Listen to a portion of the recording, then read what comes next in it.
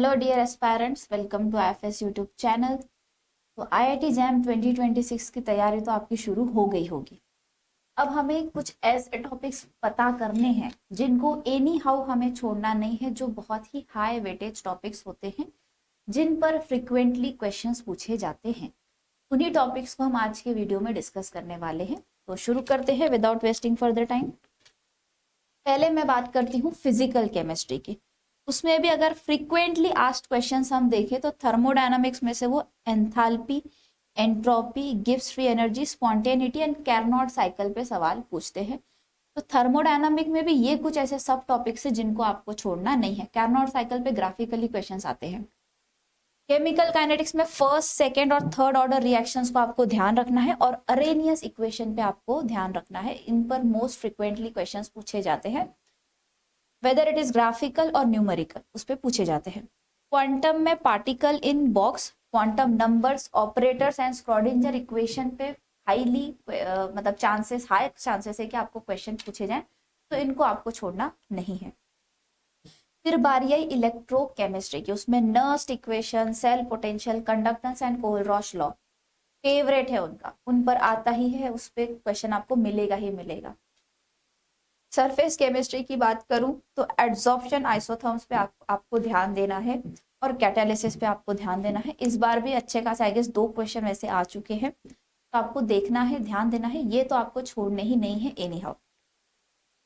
फिर बात करते हैं हम इनऑर्गेनिक केमिस्ट्री भी, जिस पर कंसेप्चुअल क्वेश्चंस आते हैं और स्कोरिंग पार्ट होता है। ये ज्यादा मुश्किल नहीं आते, आपने पढ़ा होगा तो आपको आ जाएगा जवाब देते। सबसे पहला है केमिकल बॉन्डिंग, जिसमें VBT, MOT, hybridisation, shapes of molecules, इन पर क्वेश्चंस मोस्टली पूछे जाते हैं। बॉन्ड ऑर्डर भी आ जाएगा उसी के साथ। बॉन्ड ऑर्डर इनका एनएटी में फेवरेट है, कोई कंपाउंड दे देते हैं एक्सेप्शन वाला और बोलते हैं इसका बॉन्ड ऑर्डर क्या होगा। कोऑर्डिनेशन कंपाउंड्स की अगर मैं बात करूं तो nomenclature, crystal field theory, isomerism and magnetic properties उनके फेवरेट टॉपिक है, उन पर फ्रिक्वेंटली क्वेश्चन पूछे जाते हैं। प्रिपरेशन जब आप करेंगे इनको आप पहले कर दीजिएगा, इनको छोड़िएगा मत। उल्टा जितना हो सके इन टॉपिक्स को आपको बहुत ज्यादा रिवीजन देनी है, ताकि जब एग्जाम में क्वेश्चन आए, अब हमें पता है कि इन पर ही ज्यादा क्वेश्चन आ रहे हैं तो इनको तो अच्छे से करना ही है, इतना अच्छे से रिवाइज करना है कि पेपर में कोई भी क्वेश्चन आए तो हम गलती ना करें। Periodic table and periodic properties की अगर मैं बात करूँ तो उसमें ट्रेंड्स आपके लिए एक बहुत इंपॉर्टेंट टॉपिक है। आयोनाइजेशन एनर्जी, इनको आपको करना है। मेन ग्रुप एलिमेंट्स में structure, oxidation state and reactivity trends एक हाईलाइटेड पार्ट है।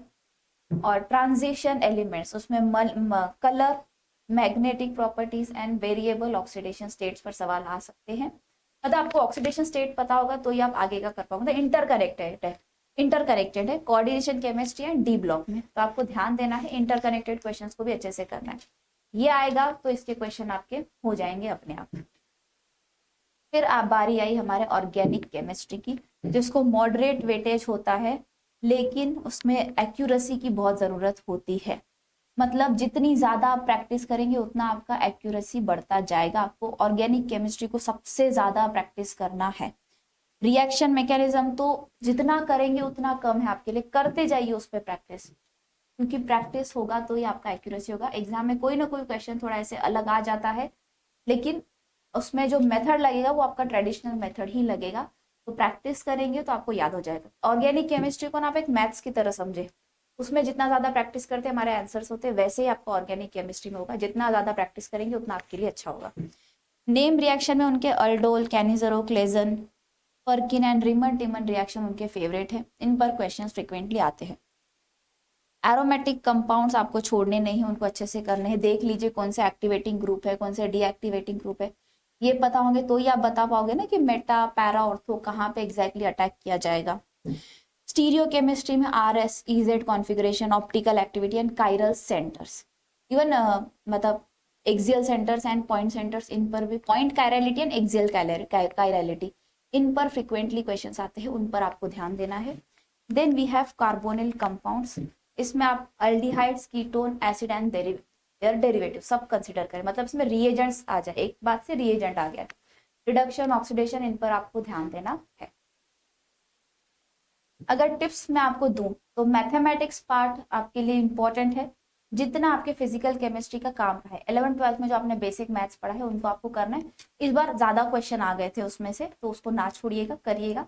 सरप्राइजिंगली ज्यादा आ गए थे, वरना 2-3 होते हैं क्वेश्चन। 2-3 भी अच्छा नंबर है, आप अच्छा स्कोर कर सकते हो, पर इस बार कंपैरेटिवली थोड़ा ज्यादा दे दिया था उन्होंने। और PYQs आपको ज्यादा से ज्यादा प्रैक्टिस करनी है। आपको PYQs देखकर अंदाजा आ जाएगा किस तरह के सवाल पूछे जाते हैं। मॉक टेस्ट दीजिएगा ताकि आपकी स्पीड और एक्यूरेसी इंप्रूव हो, specially for NAT type questions, क्योंकि उसमें कोई ऑप्शन नहीं है, आपको खुद ही अंदाजा लगाना है। और मोस्टली उसमें हम यूनिट कन्वर्जन में मात खा मतलब गड़बड़ कर देते हैं, तो हमारा आंसर गलत हो जाता है। तो आपको जितना प्रैक्टिस करेंगे उतना आपको क्लिक होगा कि कौन से क्वेश्चन को किस तरह अप्रोच करना। एंड में मैं आपको बताना चाहूंगी, अगर आप आपके प्रिपरेशन को बूस्ट करना चाहते हैं, कोई भी रिस्क नहीं लेना चाहते हैं अपने प्रिपरेशन की जर्नी में, तो आप हमारे साथ जुड़ सकते हैं आगाज बैच के द्वारा। ये बैच आपकी 14 अप्रैल से स्टार्ट हो चुकी है। ये एक एक्सक्लूसिव लाइव बैच है जिसमें आपको लाइव लेक्चर्स अटेंड करने का मौका मिलेगा। हर लेक्चर के बाद आपको DPPs दिए जाते हैं और हर संडे को आपका एक संडे टेस्ट होता है। हफ्ते में आप 6 दिन जो भी पढ़ते हो, 7वें दिन उसी पर आपका टेस्ट होता है। और उस टेस्ट का फॉर्मेट आपके IIT जैम जैसा है, MCQ, MSQ एंड NAT। तो आप तीनों टाइप के क्वेश्चंस प्रैक्टिस कर सकते हो उस टेस्ट के द्वारा, जो भी आपने उस हफ्ते में पढ़ा है।